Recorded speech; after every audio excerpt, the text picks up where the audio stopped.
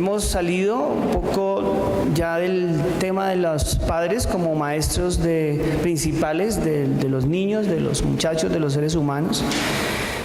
Y hemos llegado a conclusiones importantes sobre eso y bueno, los padres no pueden hacer todo, así que necesitan compañeros de camino y entonces ellos eligen colegios, instituciones educativas pues para que sus niños aprendan cosas. Básicamente, en general, pues, aunque algunos aprendieron en su casa con papá y mamá, pero la mayoría ya está aprendiendo a leer y a escribir en el jardín, en el colegio, ¿no?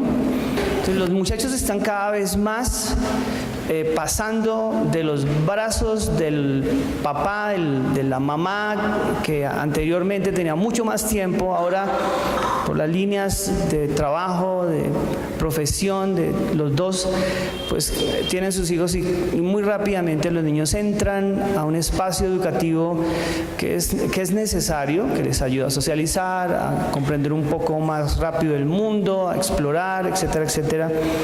Y bueno, me parece que es importante que comprendamos el gran momento en el que estamos, y es que mucho de lo que los muchachos están recibiendo, de lo que son ahora, incluso ustedes y nosotros, pues uno recuerda, tiene una rara impresión de que muchas de esas cosas las aprendió en el colegio, las vivió en el colegio, sobre todo lo que tiene que ver con el conocimiento. ¿Se acuerdan que nosotros dijimos, como una de las grandes conclusiones del ciclo pasado, que los padres antes que conocimientos enseñaban sentimientos? ¿Se acuerdan? Que eso se queda mucho con nosotros. Pero por el otro lado, ahora hablando del tema educativo, institucional, gran parte de las cosas de conocimiento que tenemos hoy, en realidad no es de los papás, sino de los profesores. De ese profesor que nos marcó en el bachillerato, en el jardín incluso, en la primaria o en la universidad. Muchos muchachos hoy son, por ejemplo, de izquierda, un poco rojos, pero su papá es conservador, es de Laureano Gómez. ¿Por qué el hijo salió tan rojo? Pues tan de izquierda, ¿por qué? Bueno, 1, 2, 3 profesores en la universidad, uno que otro en el colegio, y ya, con eso tenemos. Aunque estuvieron en el colegio americano, por ejemplo, o en el Sagrado Corazón de Jesús en Vos Confío, de las monjitas de la... ¿Y qué pasó? ¿Qué sucedió? Es que el colegio, es que la universidad influye profundamente en nosotros. ¿Cierto que sí? Y a veces esa profundidad a la que me refiero no siempre es positiva. A veces es un poco negativa. Y por eso quiero trabajar, esto solamente a nivel introductorio, así como para ir saboreando el tema, conociendo un poco a un personaje que ya lo hemos visto en otros momentos de otra forma. Pero es Pablo, el gran apóstol de los gentiles, tal vez el académico de la iglesia primitiva más importante, el hombre más inteligente que tuvo la iglesia en su momento, porque los otros eran también inteligentes, pero no eran tan intelectuales, ¿ya? Pedro de intelectual no tenía pero un pelo, de hecho era calvo. Juan menos porque estaba por la misma línea, y los otros realmente no tenemos claridad. Apóstoles preparados,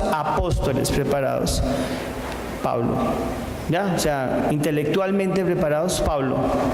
Y al lado de él, un señor que llegó más tarde, que terminó siendo discípulo de Pablo, que fue Lucas, el médico, el doctor Lucas, que digamos eran los dos reconocidos intelectuales del momento. Pero Pablo era realmente el demostrar. Pablo Pablo no conoció a Jesús en persona, pero entendió mucho de las cosas que enseñó Jesús. Y quisiera que ustedes y yo revisáramos esto. ¿Cómo es el título de la reflexión? El título de la reflexión, que se acompaña con la confesión que hicimos, para que no se me vayan a confundir, por favor, es: el saber humano no es malo.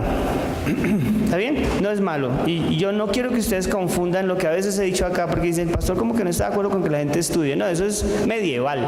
Eso no tiene nada que ver conmigo. ¿Ya? Pero quiero sí profundizar y partir de la base de lo que significa el conocimiento. Y por eso en la confesión lo dijimos. El conocimiento es maravilloso, y le dije a usted y le estoy diciendo ahora y se lo diré más tarde, no es malo. Conocer no es malo. Gracias a Dios por el conocimiento. El conocimiento los tiene a ustedes sirviendo y acompañando y siendo servidos también por otros. Bendito sea Dios por los profesionales, por todos ellos, los que acompañan y apoyan, los que sirven, los que con su conocimiento sirven a otros en muchas formas y de muchas maneras. El conocimiento no es malo, pero el conocimiento es vano. Y cuando yo digo que es vano, es que no es trascendental, no es eterno, no va más allá de esta vida. Pablo es un intelectual maravilloso que aprendió con los mejores maestros. Escuchen bien. Los dos mejores maestros en lo religioso y teológico y en lo filosófico y doctrinal estaban en el momento, para los judíos, ¿no? Para los hebreos, vivos en el tiempo de Pablo. Es increíble. El rabino más profundo, más juicioso de todos los tiempos, yo estoy pensando que de todos los tiempos, algunos no están de acuerdo conmigo, pero el más, digámoslo así, profundo y evangélico, si se pudiera hablar de eso, fue un rabino que fue maestro de Pablo, que se llamó Gamaliel. El gran rabino de todos los tiempos, incluso reconocido por los judíos hasta hoy. Gamaliel fue un maravilloso señor. Y un filósofo judío profundo, experto en griego, en Platón, en toda la dinámica de la filosofía griega, fue Filón de Alejandría. El maestrazo que no nombra a Pablo con nombre, pero que lo deja muy claro en sus cartas. Hay una influencia impresionante de dos eruditos del momento. Y Pablo bebió mucho de esos dos maestros. ¿Ya? ¿Se acuerdan ustedes del maestro de la universidad que le marcó la vida a usted? No porque lo rajó, porque lo hizo perder el semestre, no, sino que lo marcó con lo que sabía.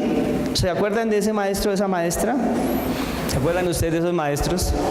Esos que uno dice, de verdad, qué tipo para saber, qué mujer tan profunda, nunca habrá un profesor tan bueno como ese. Ya.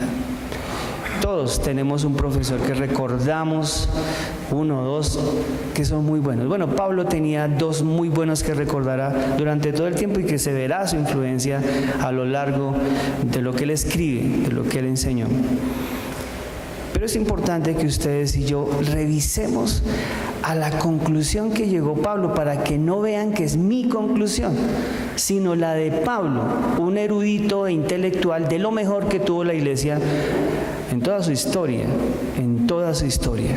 En la confesión nosotros dijimos lo siguiente: sin embargo, si ese caminar por inesperado y distante lo hacemos sin ti, corremos el riesgo de cansarnos. El escritor de Eclesiastés que leímos al final dice que el mucho conocimiento es dolor del cuerpo, así dice él. Duele la carne, dice él, por el mucho conocimiento. Dice, peor aún, nos confunde, o más grave aún, nos cambia mucho. Y a veces ese cambio no es para bien. ¿Cuántos de los compañeros jacarandosos, alegres, llenos de vida, entusiasmo, que ustedes conocieron en el bachillerato, incluso en la universidad, pero en el colegio, en la primaria, los volvieron ustedes a ver después de un tiempo? y ya como profesionales, muy profesionales, súper capacitados. Y usted, hola, Juancho. Sí, porque uno a veces es así de ridículo. ¿Te acuerdas de mí? No. Germán, el del Colegio Cooperativo Mixto de los Barrios del Sur. No me acuerdo. No, pues ese que se va a acordar, eso está lleno de títulos, de pergaminos, de plata, una muy buena posición. La intelectualidad también nos cambia mucho. Por eso les estoy diciendo, a veces nos confunde, a veces nos cambia y nos cambia para mal. Nos vuelve arrogantes, complicados, desconfiados. Nos aleja de las cosas bonitas, nos pone en ambientes demasiado oscuros, casi a veces sórdidos, muy hartos. De eso, todo eso quiero que hablemos durante todo este tiempo. Pero quisiera leer con Pablo y ustedes lo que él opina de la intelectualidad y de la búsqueda del conocimiento sin Dios, sin su compañía. ¿Tienen? Filipenses capítulo, ¿qué les dije? Filipenses capítulo 3, sí. Voy a leerlo porque necesitaba decirle todo esto para mirar el contexto en el que está Pablo hablando, porque me parece bien interesante que él saca sus pergaminos y creo que Pablo se quedó corto y que fue muy humilde para sacar todos los que tenía. Pablo era experto en griego, era experto en latín, era experto en hebreo y era experto en arameo. O sea, el personaje conocía los idiomas. Bueno, con excepción del arameo, pues de los más importantes del momento. Y era un personaje tremendamente locuaz en el sentido de que podía hablar de muchas cosas. Por ser discípulo de Filón, conocía muy bien, yo diría que demasiado bien, la filosofía griega. ¿Ya? Era muy bueno. Todo el dualismo platónico incluso se plasma en algunas influencias que él tiene en sus cartas, que no voy a hablar de eso, pero era realmente importante. Y todo el tema que él trabaja sobre la filosofía realmente es muy interesante y es muy profunda. El personaje podía hablar con cualquier persona en su momento. Y como les dije, Gamaliel era un rabino experto conocedor de la ley judía, de toda la dinámica de la ley, no solamente los 10 mandamientos, sino todo lo que alrededor de la ley estaba, todo lo que estaba escrito, lo que estaba desarrollado por siglos de la ley judía. O sea, estamos hablando de un personaje muy, muy intelectual. Se lo voy a leer rápidamente. Dice: hermanos, yo me gozo en el Señor. A mí no me es molesto el escribiros las mismas cosas siempre. Guárdense de los perros. Eso dijo él, yo solamente estoy leyendo. Pablo era groserito cuando estaba así un poco inquieto. Guardaos de los perros, guardaos de los malos obreros. O sea, él cita a los malos maestros, a los malos pastores o ancianos como perros que son malos obreros. Guárdense de los mutiladores del cuerpo, o sea, los que insistían en la circuncisión, porque si no se circuncidaban no podían ser buenos cristianos. Eso es cosa muy extraña. Aquí en el tiempo de ahora, si usted no diezma, no ofrenda, si usted no da su casa, si usted no trabaja tanto tiempo para nosotros, si usted no, es muy, muy parecido a esos mutiladores del cuerpo que ahora también ponen cargas a la gente de manera muy complicada. Esos líderes han estado en toda la historia de la iglesia. Pero Pablo dice, porque nosotros somos la circuncisión, los que en espíritu servimos a Dios y nos gloriamos en Cristo Jesús, no teniendo confianza en los humanos, dice él. Y él dice, pero vean, yo les voy a decir una cosa, o sea, si quieren ustedes gente intelectual, o sea, están peleando porque creen que yo no conozco, que yo no sé, y ellos son muy inteligentes, y pues no.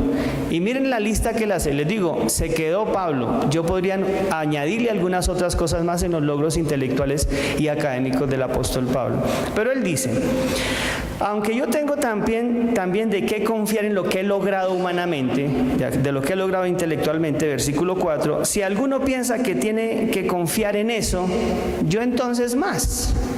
O sea, si yo dependo de lo que sé, de lo que he aprendido, de lo que intelectualmente he logrado, no, entonces yo les gano a todos. Él dice con mucha humildad, y en serio que es con mucha humildad. Dice, si quieren ustedes qué significa un obrero del Señor, pero un hebreo de verdad, yo. Esos que se creen los mejores no tienen ni 5 de sentido. Les voy a decir por qué. Yo sí soy hebreo de hebreos. Pónganle cuidado. Él dice, circuncidado al 8º día. ¿Qué significa? Vean, hermanos, en el tiempo de Pablo, como en el tiempo de nosotros ahora, que una persona dice, yo soy católico, apostólico y romano. Si es que la pelea fuera esa. Y el personaje puede decir, yo fui bautizado. ¿A qué hora se recomienda el bautismo a un niño en la iglesia católica? ¿Cuándo se recomienda para que sea un católico, pues, juicioso con los tiempos? Recién nacido. O sea, nació y se bautizó. Díganme ustedes cuántos católicos están haciendo eso.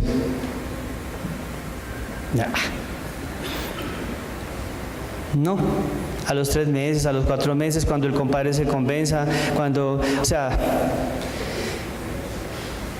los judíos les pasaba exactamente lo mismo. Lo llevaban al 8º, no, lo llevaban después, para que lo circuncidara. Eso sí que no pasara el 1er y 2º año porque dolía mucho. Lo hacían por el dolor, pero si hubiera sido como bautismo como nosotros lo llevábamos igual, muy tarde. El verdadero judío se bautizaba al 8º día, se circuncidaba, al 8º día de nacimiento. Y ese fue Pablo.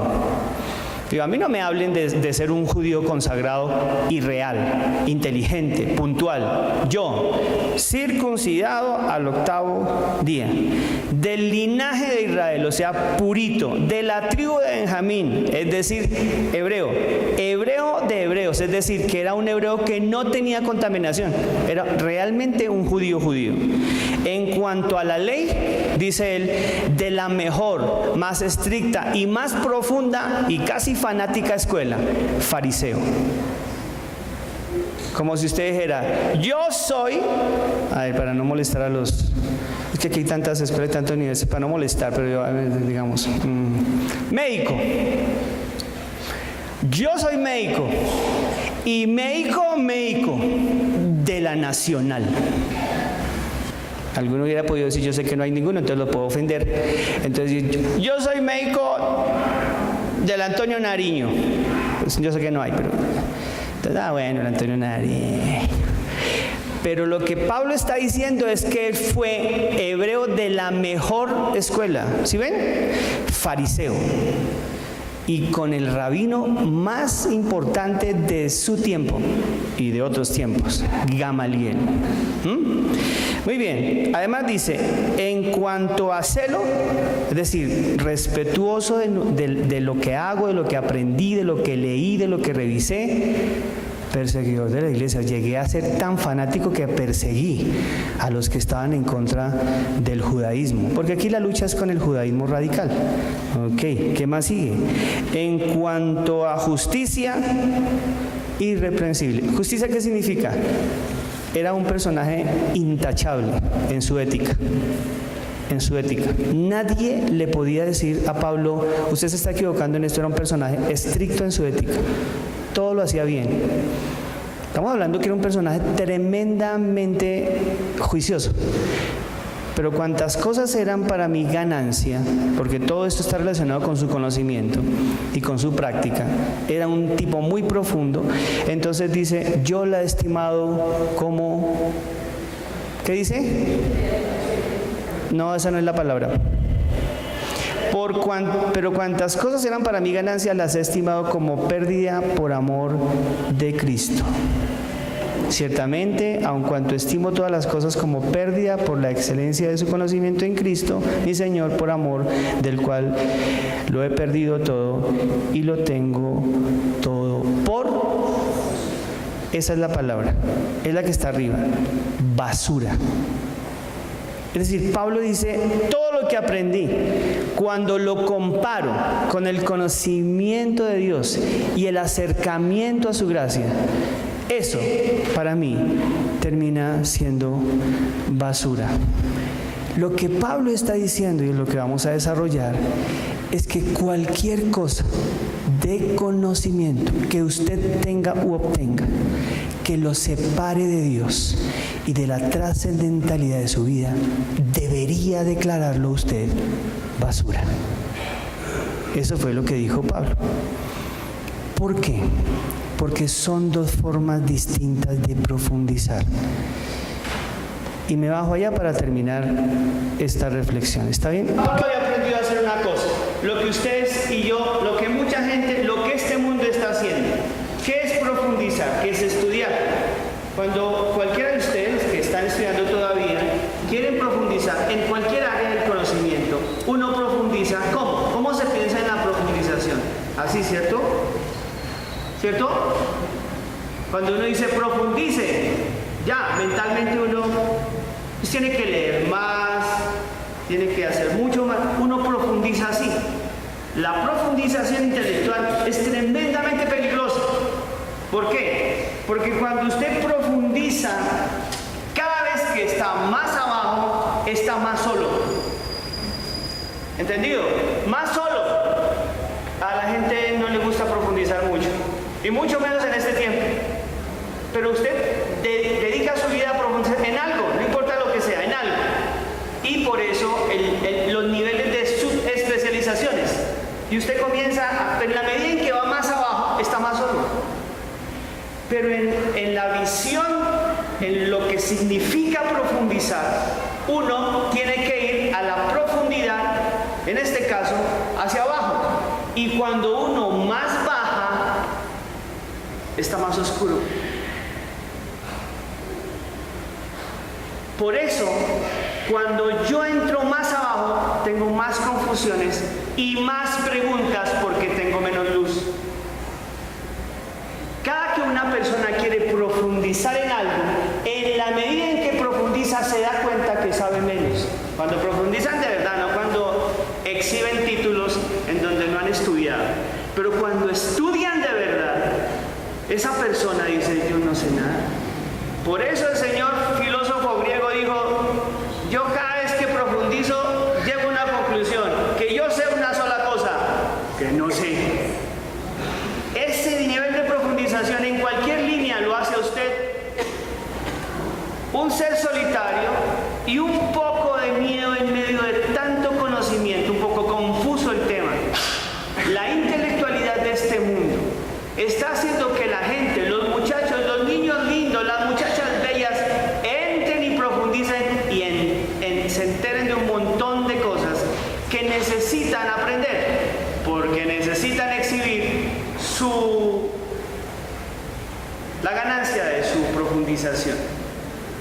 Eso los hace un poco abstraídos de la realidad. Por eso muchos de ellos, muchos de esos profundos intelectuales, salen con cosas para evadir un poco ese ambiente tan solitario. Y entonces necesitan algunas ayudas que después diré. Pablo, y más que Pablo, Jesús, y con toda la claridad lo vamos a manejar en lo que sigue en nuestro tiempo, propone otra cosa. Y se las propone a ustedes para evitar el daño que le está haciendo a la escuela, al mundo. La intelectualidad le está haciendo un gran daño al mundo. Y es que los está apartando de Dios. Me encantaría que lo apartara de la religiosidad. Me encantaría que los apartara del fanatismo. Claro que sí. Y en algunos momentos lo están logrando. Pero lo peligroso es que los están alejando de Dios. Entonces el profesional profundo ya no necesita de Dios. Con todo respeto, no es que no lo necesite, es que no lo está viendo. Y entre más profundiza hay más oscuridad. ¿Y qué es Dios? Luz. Tengo muchos problemas con los intelectuales muchachos con los que a veces comparto, porque esto es diferente. La propuesta del Señor no es entrar a las profundidades de lo distinto, desconocido y hasta oscuro. para conocer y captar alguno de esas cosas de la profundidad. La propuesta de Dios es profundizar, no así, sino así. ¿Cómo me veo? Otra vez. No así, sino así. Esa profundidad hacia arriba, hacia el conocimiento de Dios. Y usted dice, pero ahí no se aprende matemática. Pero claro que sí. Y medicina también. No es lo que tú vas a aprender. El conocimiento no es malo, pero es vano cuando estás sin Dios. Profundizar con Dios es profundizar hacia Él. Es profundizar en lo que usted está estudiando, pero hacia arriba, no hacia abajo. Porque hacia arriba, hacia Dios, hay luz, hay alegría, hay más claridad, hay más Dios. Cuando la gente profundiza hacia abajo, se pierden muchas cosas. Se vuelve oscuro, cerrado y sobre todo escéptico, desconfiado y ateo. Y cuando eso pasa, entonces aparece la soberbia de los músicos. ¿Conoces a tecnistas ateos? ¿Cómo es posible que usted tecnista no cree en Dios? Si se la pasa mirando la creación de Dios permanentemente. ¿Cómo es que un biólogo no cree en Dios? Porque profundizan hacia y no hacia. La gente pierde interés por la iglesia y por el Señor cuando cree que sabe mucho. Y esto, para ellos, está superado. Y sí, la religión, la religiosidad, las doctrinas vanas y todas esas cosas manipuladoras, sí, pero Dios no. Oremos. Señor, gracias. Gracias por tu palabra, por tu bendición, por tu amor. Queremos caminar contigo, seguir ahí. Y aquí a estos muchachos y muchachas, estos señores y señoras que siguen leyendo, que siguen aprendiendo, que siguen profundizando. Permítelos, Señor, permíteles a ellos invitarte a ti y seguir creciendo y avanzando hacia allá, hacia arriba. Esa fue la diferencia que marcaron grandes eruditos, como Einstein, por ejemplo. Grandes eruditos, creyentes tuyos, que te amaron y siguieron conociendo y profundizando contigo en todo lo que tiene que ver con este mundo. Por Jesús nuestro Señor. Amén.